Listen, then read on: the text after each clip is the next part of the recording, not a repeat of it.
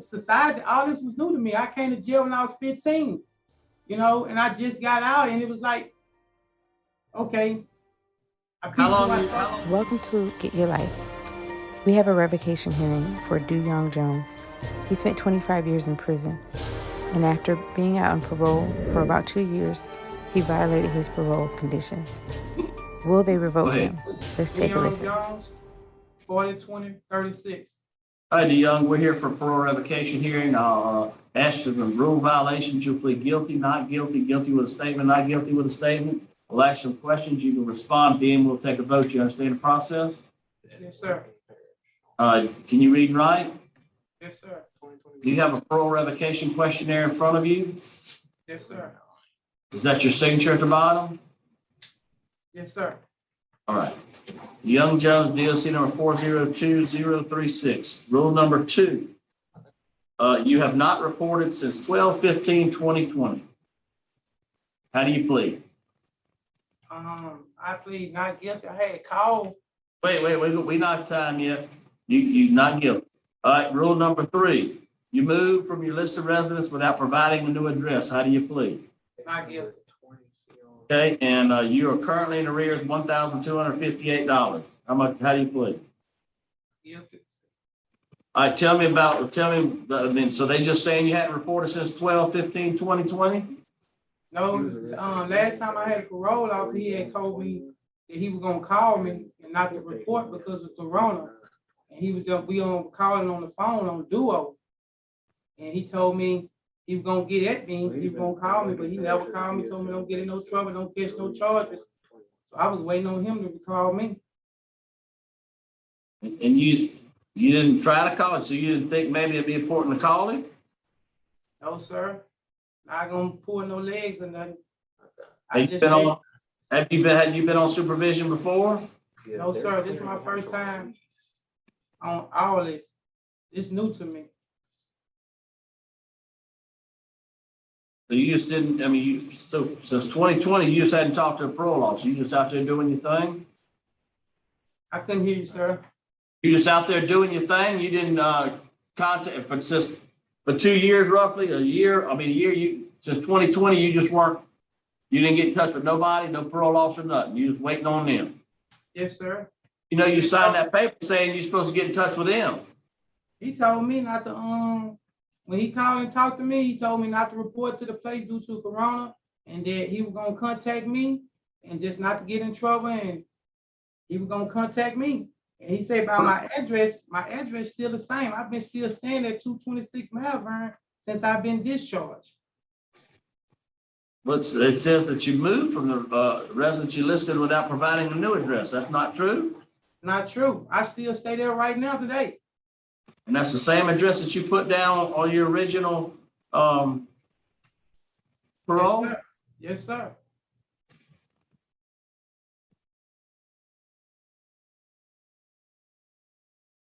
You hadn't contacted your parole officer and you still stay at the same address. You're saying he didn't come by. If he did, I had no knowledge of him coming by. I'm not gonna say he didn't come by, but my auntie never told me no one came by. You stay there every night? Yes, sir.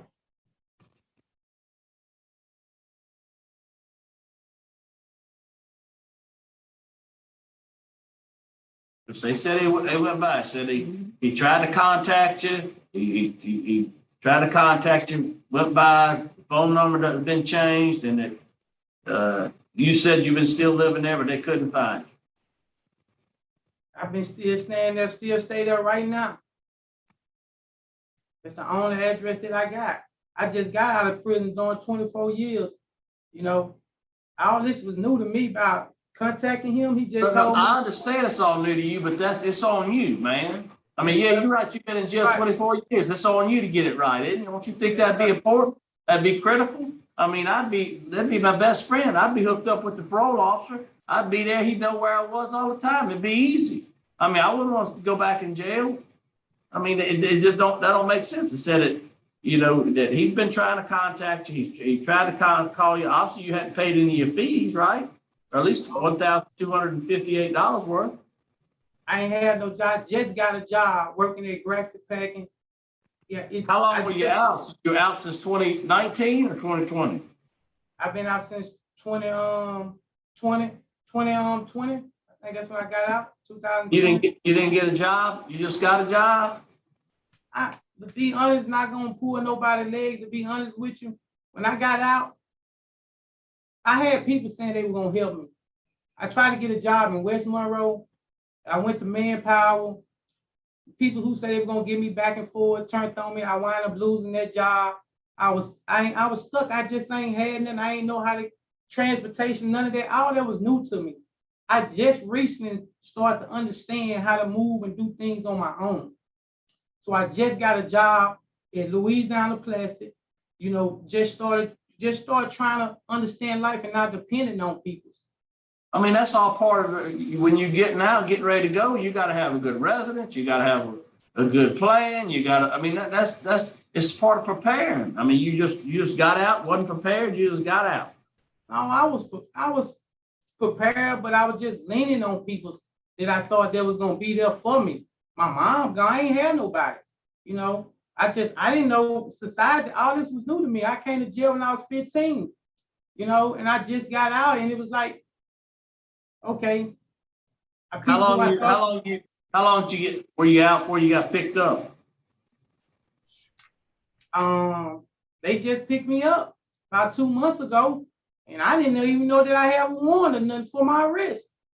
Because like I told you, the last time I talked to my parole officer, he told me that he was gonna contact me. You know what I'm saying? And not to get in no trouble.